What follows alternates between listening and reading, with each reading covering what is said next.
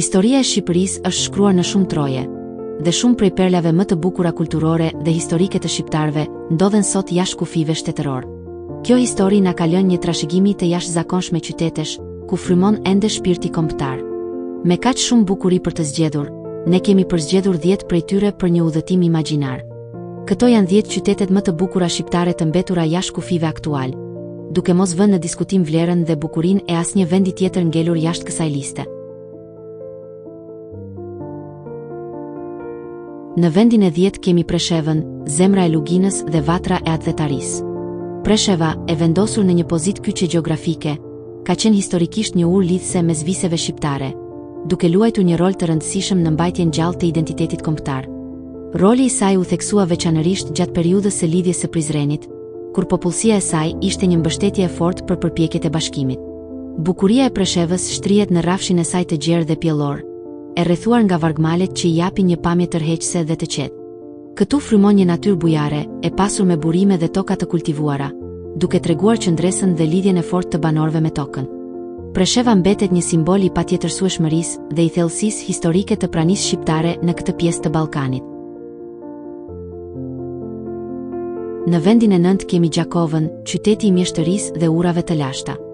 Gjakova është qyteti i legjendave dhe i traditës tregtare. Historia e saj është ngushtësisht e lidhur me zhvillimin e zanateve dhe tregtisë, duke shërbyer si një nyje e rëndësishme ekonomike mes Shqipërisë, Kosovës dhe viseve të tjera. Ajo që e bën Gjakovën një thesar të rrallë është padyshim Çarshia e Madhe, një monument unik ku arkitektura tradicionale me dyqanet e saj prej guri dhe druri ruan shpirtin e dikurshëm të qytetit. Përveç kësaj, Gjakova shquhet për monumentet e saj inxhinierike si ura e Terzive, një vepër arti me 11 harqe mbi lumin e Renik, e cila daton nga shekulli i 15. Kjo urë, si dhe ura e fshehtë, janë dëshmi të mjeshtërisë së lashtë shqiptare dhe e shpallin Gjakovën një qytet me bukuri historike dhe kulturore të theksuar. Në vendin e 8 kemi Shkupin, kryeqyteti Dardan dhe bashkimi i kohërave. Shkupi, i themeluar mbi rrënojat e qytetit të lashtë të Skupit Dardan, ka një histori mijëravjeçare dhe ka qenë një qendër e rëndësishme shqiptare në periudha të ndryshme historike. Ai ka shërbyer si një vatër e kulturës dhe rezistencës, sidomos gjatë periudhës së rilindjes kombëtare. Bukuria e Shkupit rrezaton nga kontrasti i mrekullueshëm mes të vjetrës dhe të rres. Çarshia e vjetër e Shkupit është zemra e vërtet historike, ku arkitektura orientale bashkëton me traditat shqiptare, me hanet, hamamet dhe dyqanet e zanatçinjve. Kalaja e lartë, e cila dominon qytetin, dhe ura e gurit mbi lumin Vardar, që lidh dy pjesët e qytetit, dëshmojnë për rëndësinë e tij si një kryeqytet i lashtë dhe i gjallë, me një peizazh natyror që përfshin dhe afërsinë e kanjonit të Matkës.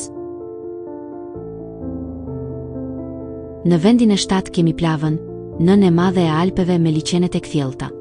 Plava, së bashku me Gucin, përfaqëson një margaritar të rrallë të Alpeve shqiptare, një zonë ku bukuria natyrore është e papërshkrueshme. Rëndësia e saj historike lidhet ngushtë me rezistencën e Plavës dhe Gucisë gjatë lidhjes së Prizrenit, kur popullsia doli e armatosur për të mbrojtur Trojet nga ndarja. Kjo trev është e bekuar me një natyrë dramatike. Këtu mund të gjeni fshatra të shpërndarë në lugina, të rrethuar nga majat e larta. Liçeni i Plavës, një liçen i madh akullnajor, është pika qendrore e bukurisë së saj, i rrethuar nga pyje të dendura. Qetësia, ajri i pastër dhe legjendat e maleve e bëjnë këtë zonë një dëshmi të trashëgimisë së thellë malore dhe kombëtare shqiptare. Në vendin e 6 kemi Prevezën, porta ujore dhe dëshmitarja e Epirit. Preveza, e vendosur në bregdetin e Çamërisë, ka qenë historikisht një qendër e rëndësishme e trevave shqiptare të Epirit. Ajo mbart trashëgiminë e pasur kulturore dhe historike të kësaj krahine. Rëndësia e saj u rrit veçanërisht gjatë periudhës së Ali Pash Tepelenës, kur shërbente si një portë hyrëse e rëndësishme detare. Bukuria e Prevezës është e lidhur ngushtë me ujin, duke ofruar pamje mahnitëse të gjirit të Ambrakis dhe detit jon. Qyteti ruante dikur një sharm të veçantë me shtëpitë e vjetra, të ndërtuara me gur dhe me rrugicat që të çonin drejt detit.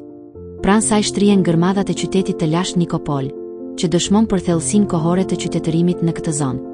Preveza mbetet një kujtesë e gjallë e pranisë shqiptare në Epirin bregdetar. Në vendin e 5 kemi Ohrin, Jeruzalemi i Ballkanit dhe perla e liçenit. Ohri, i njohur si qyteti i 365 kishave, është një nga pikat më të rëndësishme kulturore dhe historike të shqiptarëve në rajonin e Iliridës. Historia e tij lidhet me trashëgiminë e vjetër dhe ka qenë një qendër e rëndësishme kishtare dhe kulturore. Bukuria e Ohrit është e padiskutueshme dhe e njohur në mbar botën, kryesisht fal liçenit të Ohrit, një nga më të vjetrit dhe më të thellët në Evropë, uji i të cilit është aq i kthjellët sa mund të shohësh thellësinë. Qyteti i vjetër i Ohrit, me shtëpitë e tij tradicionale me çati të kuqe, ngjitet në shpatin e Kodrës drejt kalas së Samuelit, duke ofruar pamje panoramike spektakolare. Ohri përfaqëson një thesar natyror dhe kulturor, ku historia e vjetër e shkrimit dhe e identitetit frymon ende. Në vendin e 4 kemi Ulqinin, kalaja e lashtë mbi Adriatik. Ulqini, një qytet bregdetar me rrënjë të thella ilire, ka shërbyer si një qendër e rëndësishme tregtare dhe detare në historinë e shqiptarëve. Rëndësia e tij historike u theksua në veçanti gjatë lidhjes së Prizrenit dhe përpjekjeve për mbrojtjen e krahinave shqiptare. Bukuria e Ulqinit është një kombinim i mrekullueshëm i plazheve të gjata dhe të mrekullueshme, si plazhi i madh, i njohur për rërën e tij kuruese dhe kalasë së tij të vjetër.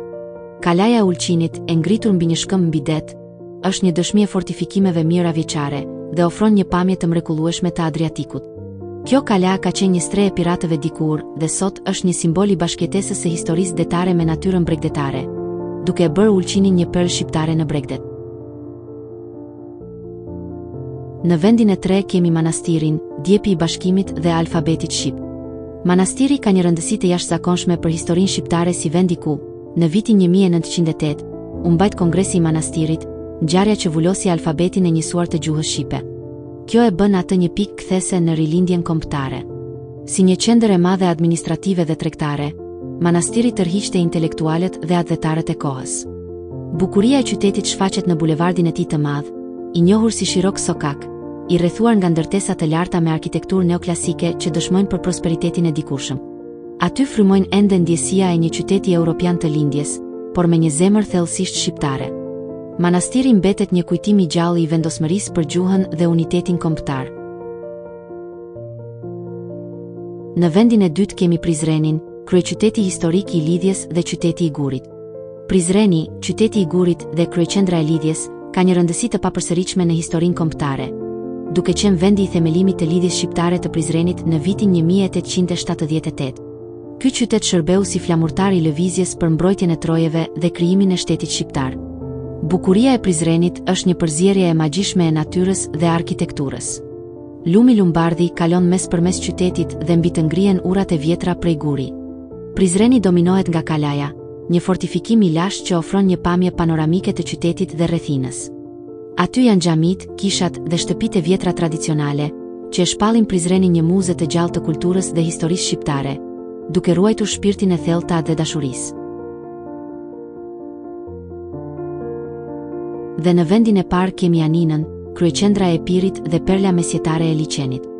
Janina, një qytet me histori të madhe dhe me peshë të veçantë, ishte kryeqendra e pashallëkut shqiptar të fuqishëm të Ali Pash Tepelenës, duke shërbyer si një qendër e madhe politike, kulturore dhe ushtarake e Epirit të Jugut. Ajo mbetet një simbol i rëndësishëm i trashëgimisë shqiptare në këtë rajon. Bukuria e Janinës lidhet ngushtë me liçenin e Janinës, Pamvotida, në mes të cilit gjendet edhe një ishull i vogël me manastire. Kalaja e Janinës, me muret e saj masive, ruan brenda qendrën e vjetër të qytetit, ku gjenden xhamitë e kohës së Ali Pashës dhe shtëpi karakteristike me arkitekturë komplekse. Ajo është një përzierje jashtëzakonshme e bukurisë natyrore ujore dhe trashëgimisë arkitekturore mesjetare, e cila jep qytetit një atmosferë madhështore dhe të rëndësishme historike. Ky udhëtim emocionues nga Adriatiku nëpër Alpe e deri në Epirin e lashtë na dha një pamje të thesarit kulturor dhe historik që ka lënë historia e shqiptarëve. Çdo vend i kësaj liste është një dëshmi e gjallë e kulturës, gjuhës dhe qëndresës sonë. Këto perla, edhe pse jashtë kufive aktual, mbeten pika kyçe në hartën e ndërgjegjes sonë kombëtare, duke na kujtuar rrënjët e përbashkëta dhe madhështinë e trashëgimisë sonë mijëravjeçare. Nëse ju pëlqeu ky udhëtim në histori, na tregoni me një pëlqim. Mos harroni të na lini një koment, duke treguar cili është qyteti juaj i preferuar nga kjo listë. Bëni subscribe për më shumë përmbajtje të tilla dhe lokacionet e sakta të këtyre vendeve historike, i gjeni në përshkrimin e videos më poshtë.